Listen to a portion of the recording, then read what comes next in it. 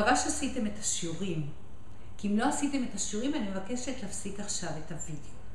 כי ההבדל בין האנשים שמצליחים לאלה שנכשלים הוא מאוד פשוט.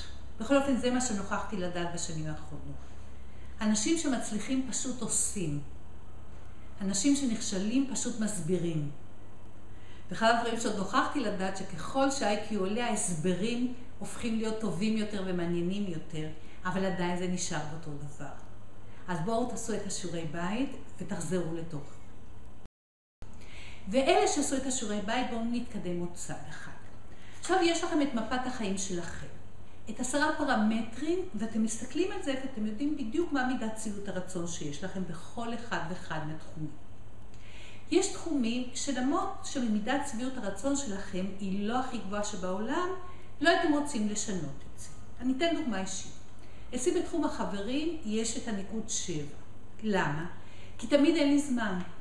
כל פעם שמזמינים אותי לשתות קפה החברות שלי, או לעשות סתם טיול בחנויות או דברים כאלה, אני מוצאת את עצמי בעצם מתרצת למה אני לא יכולה לבוא.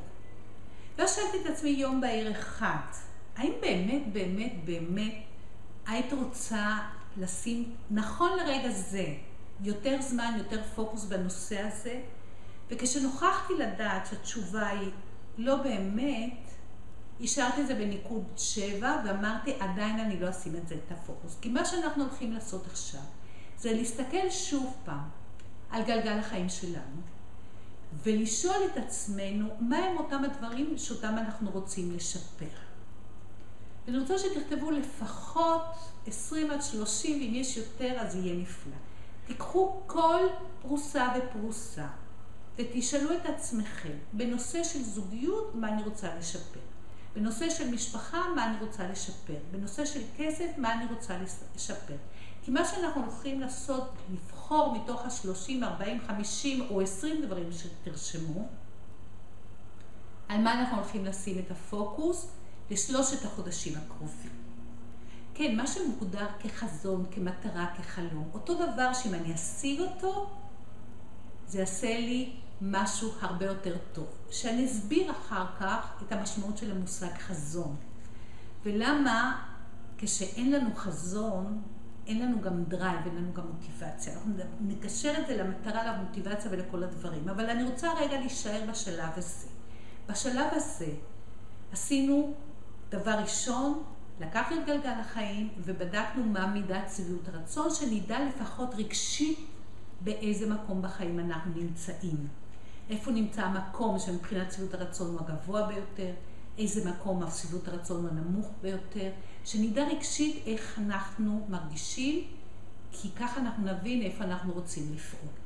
שלב מספר 2, אני רוצה שתרשמו לפחות 30 רצונות, 20 רצונות, דברים שאתם רוצים להשיג, דברים שנמנעתם עד היום מלהשיג, אבל שאם תשיג אותם, זה ישפר את איכות החיים שלכם בגלגל החיים, לפחות בנקודה אחת. אוקיי? תרשמו אותם ברשימה. אל תצנזרו את זה, אל תחשבו שזה שטויות. תרשמו כל מה שעולה לכם בראש. סוף פעם, יד על הלב ולרשום את הכל. כי כשאנחנו רושמים את זה, זה שלנו. אנחנו לא צריכים לעשות רושם על אף אחד אחר, אנחנו לא צריכים לשים שום מסכה, אנחנו יכולים פשוט מאוד לכתוב. גם אם בא לך 20 שמלות בצבע אדום, תרשמי את זה.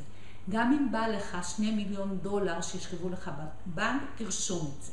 אל תנסו לחשוב אם זה ריאלי או לא ריאלי. אני רוצה את כל הרצונות שלכם על דף. ואחר כך אנחנו נמשיך מהמקום הזה, כי אנחנו נחליט איך אנחנו בעצם בונים לעצמנו מטרות, חזון, חלומות ומגשימים אותם. כאן בילי דובב, 360 פרו, אנחנו מתחילים להגשים חלום.